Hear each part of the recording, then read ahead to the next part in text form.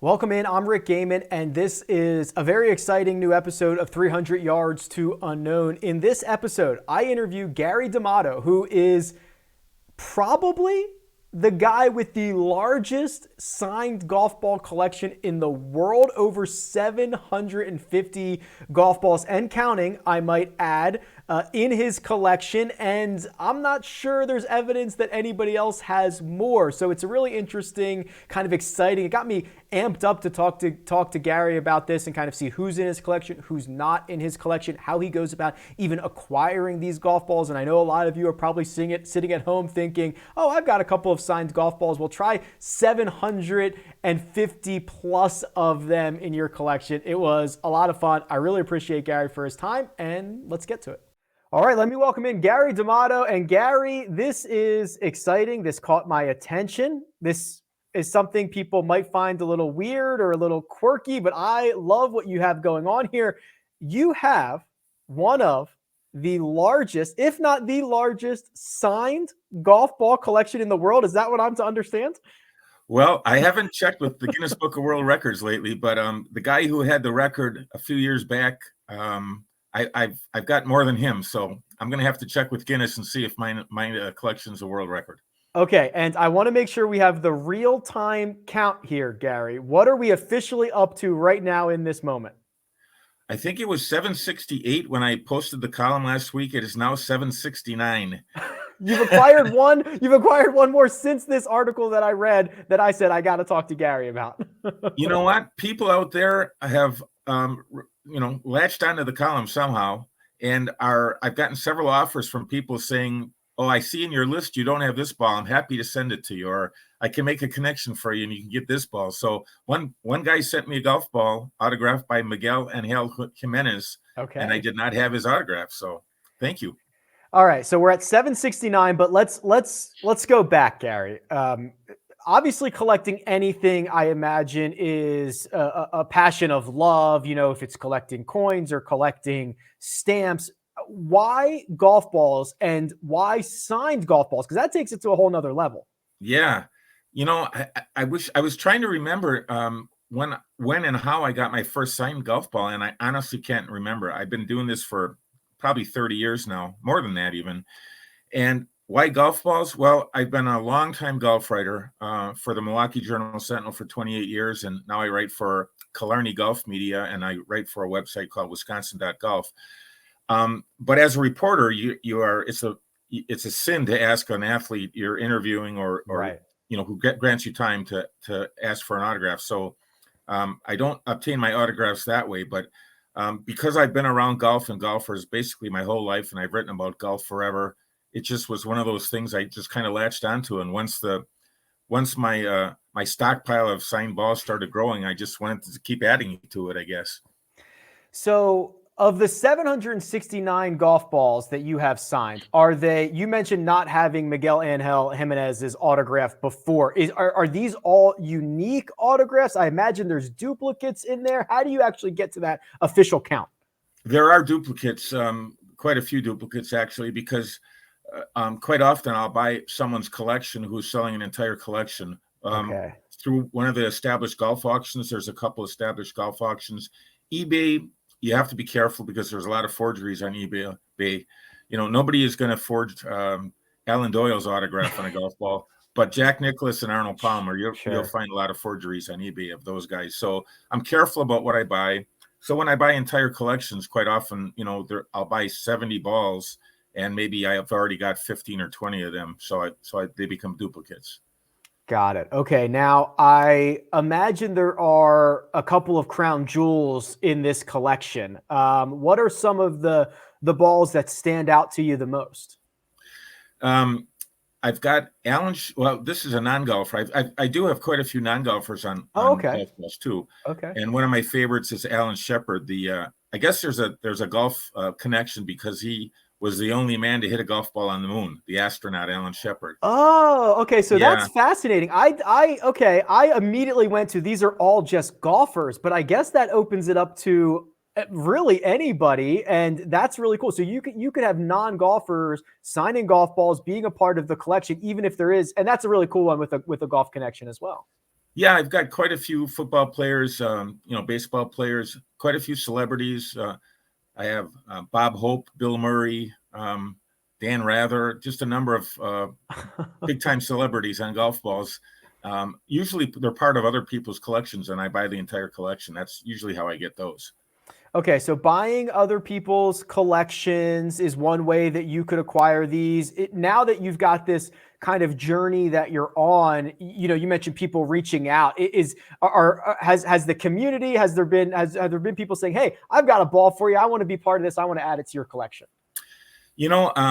Pete Kowalski, who was with the United States Golf Association for a long time in their media relations department, and is a good friend of mine because I've covered a number of USGA championships.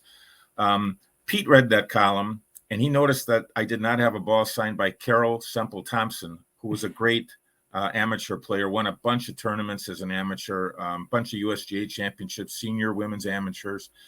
And he forwarded my column to her, and she read it and said, "Wow, this is an impressive collection. I'd be happy to add a ball to Gary's collection." So things like that are happening, which is kind of cool, that other people have taken notice and actually want to help me out a little bit. Yeah, it is fascinating. And the list that you're mentioning, and it's at the bottom of the article that I found, John, at wisconsin.golf. I'll link it down below in the description. But this is not only a collection, Gary, but a well-documented collection, my friend. I wrote a column a couple of years ago that, in a similar vein, in that I've started playing golf in 1972, Rick, and I have kept track of my statistics from every round of golf I've ever played. So I'm built that way. I'm kind of wired that way. So okay. Yeah, I've got everything collated, and I don't have them in alphabetical order, but I pretty much know where all my golf balls are and who is where.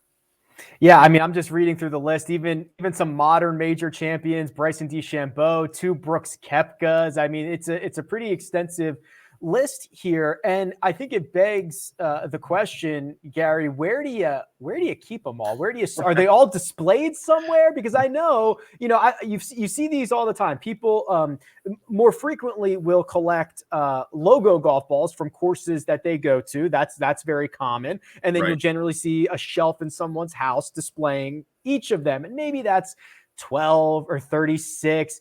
769 seems a bit harder to display. If you look at an egg crate, it's a perfect vehicle for storing golf balls in. There you go. So I've got stacks and stacks of those styrofoam egg crates in my closet, just stacked one on top of another. And that's where I store them all. I display a few of them. I've got one of those wall-mounted displays that holds like 72 balls, and I've got some of the better ones in that. But otherwise, they're all in my closet. Yeah, this is so fascinating. You write about your biggest score, or recent biggest score, of getting a 16 signed ball, a lot of 16 for only $183, Gary. And I don't know what the going rate for signed golf balls are these days, but that does sound like a steal. Well, it was incredible. It was that 16 lot included a lot of guys signed on Masters logo golf balls. Bryson DeChambeau, Sergio Garcia was in there, John Rahm, Harris English, Steve Stricker. I mean, a bunch of big names in golf, right? And when I saw that come up, on an auction, I thought, well, that's going to go for several $100s, because individually those balls would be between $40 and $80 a piece. Right. So I put a high bid of, I think, $225, thinking I wasn't going to get them, and the bidding stopped. The next highest bid was below mine, so I got them for $183, and it was I was excited. I mean, that's a lot of big names on golf balls, and a lot of those guys I didn't have previously. Yeah, it's a really great deal. Is this journey one that you are working on every single day? Are you keeping an eye on eBay? Do you have your ear to the ground? Do you just kind of pick them up as they become available? Like, how much time in a given week or month does this collection get from you? Yeah, not a whole lot, really. I mean, I'll go on eBay, every couple of days and just immediately search for signed golf balls. And usually I have almost everything that's on eBay. There's rarely one that comes up that I don't have. And then I look at the golf auctions. There's an auction called The Golf Auction, and the other one is called Pure Golf Auctions. And quite often they'll have autographed balls on their auctions. So those are every couple months. They'll come up. And otherwise, when I go to rummage sales or, estate sales, I'll look around, and if I see, I've gotten several balls that way too at those kind of sales. It is kind of fascinating as I kind of just scroll through your list here. It's Tom Brady and Ernie Banks and President Bill Clinton. I mean, there's something about golf, Gary, that links a lot of people, right? Whether you're a good player or not, there's just a lot of people who are golf adjacent. And it's always, and I feel like your collection does a really good job of kind of displaying that, because it's not just golfers, it's other sports figures, it's celebrities, it's people who, I mean, just imagine them being handed a golf ball. Hey, can you sign this for me? It's just such a fascinating idea. Well, that's the other thing. Golf balls are pretty hard to sign. They're really hard to sign. Yeah. And some guys are really good at it and have very legible signatures, and other guys just do a little scribble. But, Phil Mickelson does not sign golf balls, and Tiger Woods stopped signing golf balls a long time ago. And so I should warn people who are listening to this that if they go searching for a Tiger Woods ball and see it on eBay, I would say 95% of the time it's going to be forgery. You have to be careful. But I got my Tiger Woods ball back when he was signing, very, very early in his pro career. He turned pro in Milwaukee in 1996. My son was a teenager, staked him out on the range, got him to sign a ball. And that turned out to be a pretty good idea. Yeah. I couldn't get it signed because I was covering the tournament and writing about Tiger, but my son got it signed by him. And shortly after that, he basically stopped signing golf balls. Yeah, that is true. A lot of guys don't sign golf balls, don't like to do it. So you've got a Tiger in the collection. We talked about some other names. Is there a holy grail? Is there one that you don't have that you're looking for? Is there someone specific that you'd love to add to the collection? Yeah, absolutely. There's a couple. I've got Sam Snead and Byron Nelson, two great players from the 40s, 50s, and the third great player of that era was Ben Hogan. And I've got Ben Hogan's autograph on a couple things, but not a golf ball. And so I'm always looking in these auctions for a Ben Hogan signed ball. They pop up from time to time. They're really pricey. And I've bid on a couple and been outbid. I've got my limit as to how much I would spend. And the other one, the holy grail, I guess, would be, Bobby Jones, the great amateur. His balls come up, once in a while in an auction, but they're going to go for $1,500 to $2,300, depending on the condition of the ball and how strong the signature is. Yeah, I imagine. Obviously for deceased golfers, and especially from different eras, just the likely limits of how many they signed, how many are still floating around, how many aren't being in other collections or being displayed. It's just probably such a small population of these even existing, I would imagine. Yeah, I would think, especially in the case of Bobby Jones, I don't think, back in the 30s, 40s, and 50s, it was probably not very common to sign golf balls. There were no Sharpies back then, so you would sign them in some kind of ink or felt tip pen, and those signatures fade over time. So it's really hard to find a Bobby Jones where his signature is really, really legible. It's so fascinating. So 769 and counting. What's the plan, Gary? Is it next stop 1,000? Is it what's the plan here? I wish I could tell you there's a plan. I don't have a plan. I guess I'll just keep going until I burn out on it, or till maybe I'll pass the whole collection on to my son someday and he can do with it whatever he wants. But yeah, there's no plan to stop anytime soon. That's for sure. It's awesome stuff. I want to circle back on a couple of items that you mentioned that I find fascinating. The idea of whether it's forgeries or anything like that, obviously now big in the world of kind of sports memorabilia is getting things authenticated, whether you send it off to PSA, whether it's a signed card or whatever it might be. Do you have any that are authenticated? Is that important to you? It might not even be worth sending it in, honestly, with how long it takes to get back and things of that nature? Yeah, that's a really good question. There are two major authenticators, James Spence, JSA, and PSA DNA. Those are the authenticators that most people use. I think they're really reliable. I think they do a great job. I have some of my more valuable balls authenticated. The Byron Nelson, I just got authenticated by James Spence a few weeks ago. Oh, cool. Because that's a valuable ball. That's about a $300 ball. But, the run-of-the-mill tour guy who's never won, it would be sort of a waste of money to try to get those authenticated. And like I said earlier, those balls there's not a very likelihood of those being forged, because who would forge? I mean, there's no reason to forge those. It's not worth it. There's no market for them. Yeah, exactly. Is there, so generally when I get into some of these really interesting niches or collections or aspects of our game that are kind of deep in there and not many people are doing, I tend to find a community, Gary, of other people who are doing this. Is that true for autographed golf balls? Do you have I would call them friends, or do you have others in this community that are also on a similar path and journey that you are? Until I wrote that column for Wisconsin.golf, I didn't really know anyone else who collected autographed golf balls. But since I've written it, I've gotten a couple dozen emails from people who said, "You have a great collection. I've got 35 balls in my collection. I'm just starting." Or a couple people have asked for tips. And like I said, some people want to exchange and trade, and a couple of people have just sent me autographed balls that I don't have. So I guess there's other people out there doing it. Are there generally tips? If I was sitting here with a collection of 35 autographed golf balls and I said, "Gary, I want to be like you. I want to get to 700." What are some tips and tricks you could offer me? Does that exist? Well, first of all, to get that many, obviously it would take some time, unless you happen to find someone like me who's got 750 balls they want to sell. So it's going to take time to get to that many. And like I said, the places to go are those golf auctions.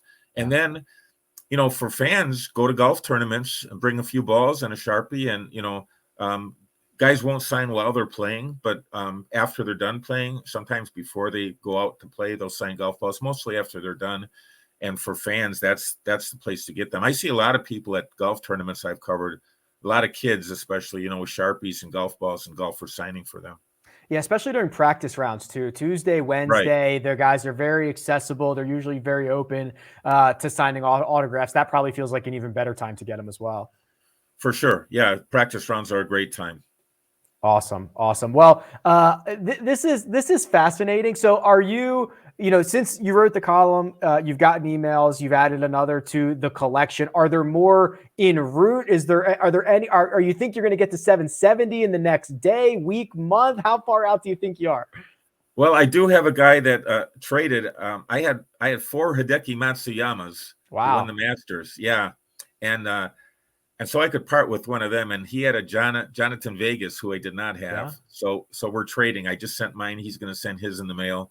So I'm always looking to add 1 or 2 here or there, and there might be some opportunities, that come my way because of this column. It looks like there are. So I'm happy about that.